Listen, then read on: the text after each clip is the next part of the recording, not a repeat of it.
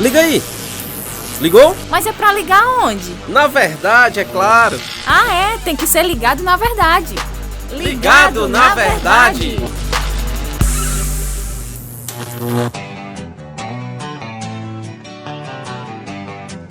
Muito bom o nosso podcast Ligado na Verdade, novamente com você. Que alegria, que prazer ter a sua companhia, a sua audiência. Eu sou João Lucas Barroso e vamos ficar ligados na verdade, meu amigo Inácio. Tudo na paz, graças a Deus? João, pra que você que tá ouvindo percebeu, o João já ia me trocar, viu? Ele já ia chamar de Flávio. É, rapaz, tá acostumado. Pois é. O Flávio já esteve aqui num podcast umas, rapaz, Não, porque 14 vezes. isso, sempre que você. é um sinal. E sempre que ele tá, você nunca tá, né? Impressionante. Mas, João, perguntinha. Vou arrumar um problema pra ti aqui, ó. Diga lá. Quer arrumar mais uma esposa, não?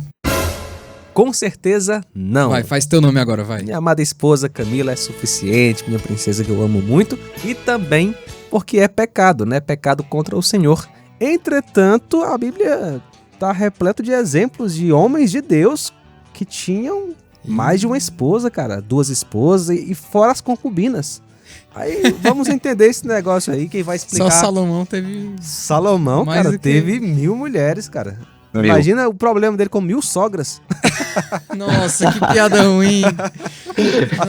Não. Ajuda aí. Calma. E aí fica a pergunta, né?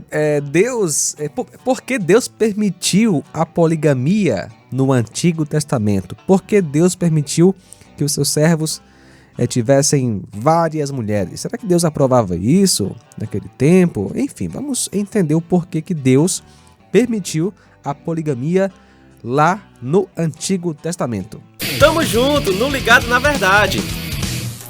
E para responder essa pergunta aí, quem vai trazer a explicação pra gente é o pastor William Ximenes. Ele que é pastor em Bocaina, lá no Piauí. Ele que é o responsável aí pelo canal do YouTube Teologia Ilustrada, que inclusive você pode ir lá verificar, aprender muito da palavra de Deus. Pastor William, prazer recebê-lo aqui no nosso podcast. Prazer é meu, prazer estar aqui com vocês. Eu sou pastor em Bocaina, sou formado pelo CTCEB em teologia, sou casado com a Natiele, ela está comigo aqui na obra.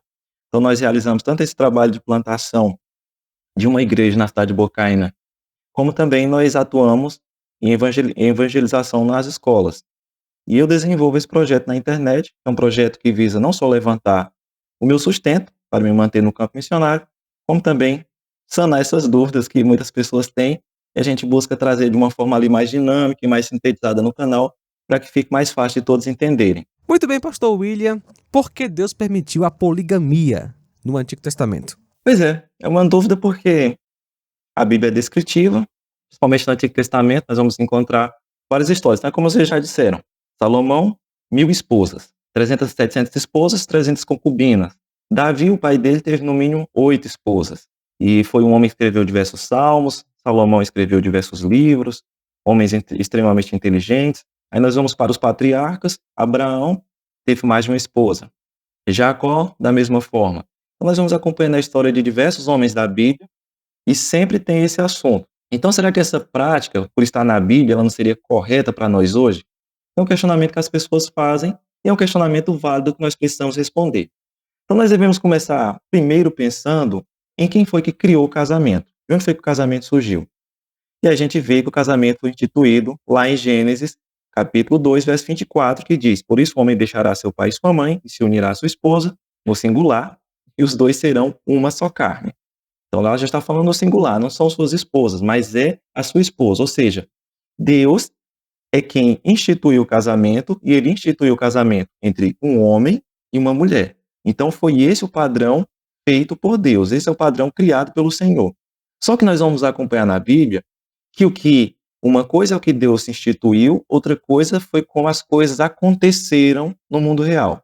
Então como é que funciona isso? Se a gente for observar, Deus criou a aliança entre o homem e a mulher no casamento. E Deus também tinha uma aliança entre ele e o homem. Então quando a gente observa essa questão da aliança, o que acontece? A gente vê que os parceiros humanos sempre tendiam a ser infiéis.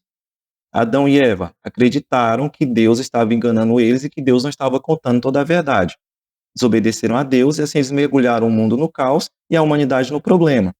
Depois, Deus tentou um novo começo com Noé, mas isso também deu errado. A gente viu que foi só Noé sair da arca que a coisa já desandou de novo. Depois, Deus tentou um novo recomeço com Abraão. O que Abraão fez? Deus prometeu que ele teria um filho. Abraão tentou resolver o problema de outra forma. E aí foi dessa forma que ele conseguiu Ismael e gerou todos aqueles problemas na vida dele, na família dele. Então, nós vamos vendo que Deus, ele dava a sua promessa, realizava a sua aliança, mas os parceiros humanos, eles sempre acabavam quebrando aquela aliança com o Senhor. E nós seguimos na história da Bíblia, se nós formos para Juízes, vai acontecendo da mesma forma. Os juízes colocados pelo Senhor, eles tinham a aspiração de ser reis. Gideão disse que não queria ser rei, mas você vai ver pela vida dele que ele teve diversas esposas, ou seja, no final das contas, aquele homem queria ser um rei. Então, esses parceiros humanos, eles vão sendo sempre infiéis. O que isso significa com relação à questão do casamento? Eles não honravam aquilo que Deus propôs para eles. E aí eles passavam a ter essa questão da poligamia. E isso iria trazendo diversos problemas em suas vidas. Então, quando nós lemos a Bíblia com atenção, nós vamos percebendo que as pessoas que escreveram os livros da Bíblia, eles tinham todo um sistema de selecionar quais as histórias que iriam entrar. Então, pegar a vida de Abraão. Quais são as histórias da vida de Abraão que estão lá na Bíblia que nós lemos?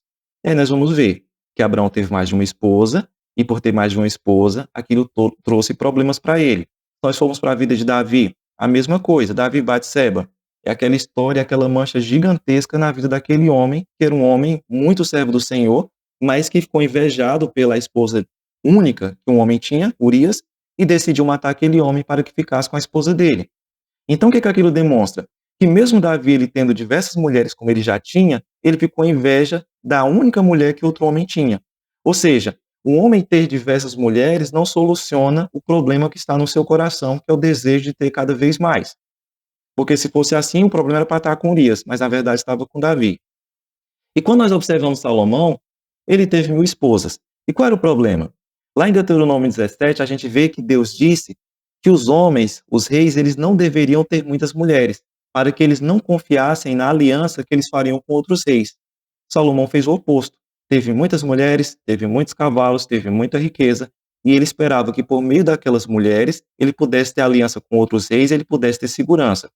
E o que aquelas mulheres fizeram com ele? Elas perverteram o seu coração. E como elas perverteram o coração de Salomão, foi que Deus disse: olha, o seu reino vai ser arrancado da sua mão e vai ser dado a outra pessoa. Mas por causa de Davi, eu ainda vou deixar uma parte com você. Então, quando Salomão morreu, a gente vai ver que o reino de Salomão foi dividido em 2 partes. O reino do norte e o reino do sul. Então, o filho de Salomão ficou com o reino do sul com apenas 2 tribos, Judá e Benjamim, e no norte a gente vai ver que vão ficar as outras tribos. Então, ficou Judá e Israel. Tudo isso por quê? Porque aquele homem decidiu que ele poderia ter muitas esposas. Então, nós vamos percebendo ao longo do relato bíblico que aquela quantidade gigantesca de mulheres com apenas um homem, aquilo ia gerando muitos problemas na vida daquelas pessoas. E aquelas mulheres, elas não tinham uma vida que era uma vida satisfatória. A gente vê no caso de Ana. Ela já tinha um sofrimento por ser uma mulher estéril, mas ela tinha um sofrimento ainda maior porque o seu marido também tinha outra esposa e a outra esposa era muito fértil. Então é interessante observar que assim, a palavra de Deus, a gente sabe que tem várias literaturas, né? Então o autor ali nas narrativas mostra como Deus ele odeia esse pecado, que é a poligamia, mostrando as consequências, né, das escolhas dos seus servos, né?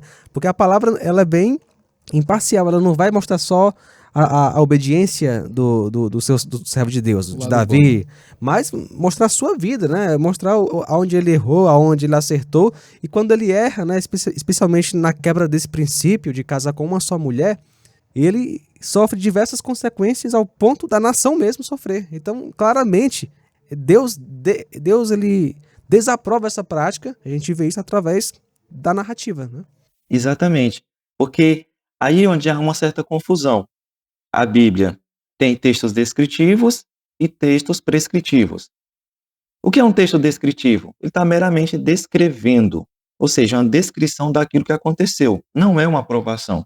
Então, muitas pessoas pegam e dizem, olha, esse personagem fez tal coisa. Ok, mas isso é a descrição. Onde você pode encontrar outro texto que prescreva, ou seja, que diga, vai lá e faça isso. Onde é que tem o texto na Bíblia? Não tem. Portanto, não deve funcionar dessa forma. Porque se nós pegarmos uma narrativa da Bíblia e a partir dali a gente poder tirar qualquer prescrição que a gente quiser, isso vai se tornar um problema. Porque muitas daquelas narrativas, elas já estavam naquele texto justamente para que a gente não imitasse. E essa é a ideia que os autores mostram por trás de todos esses problemas na vida desses homens. É mostrar o seguinte: olha, eles não obedeciam, e olha só o que acontecia na vida deles por eles terem muitas mulheres. E Deus falava especificamente contra isso. Quando a gente vai para o Novo Testamento, nós ficamos só no Antigo Testamento até agora, quando nós vamos para o Novo Testamento, nós vamos ver diversos textos que vão dizer, olha, que seja marido de uma só mulher. Então, Jesus, quando ele vai citar o padrão do casamento, ele evoca novamente aquele padrão de Gênesis, de falar, um homem, uma mulher, cada um vai deixar o seu pai e sua mãe, deve ser dessa forma. Então, uma coisa é o que está descrito, outra coisa é o que está prescrito. Então, nós devemos ter muito cuidado. Sempre que a gente vai lendo o Antigo Testamento, a gente deve buscar.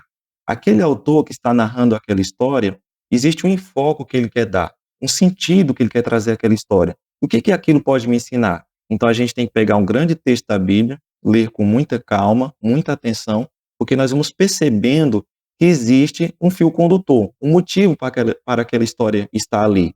E aquela história quer ensinar algo para nós.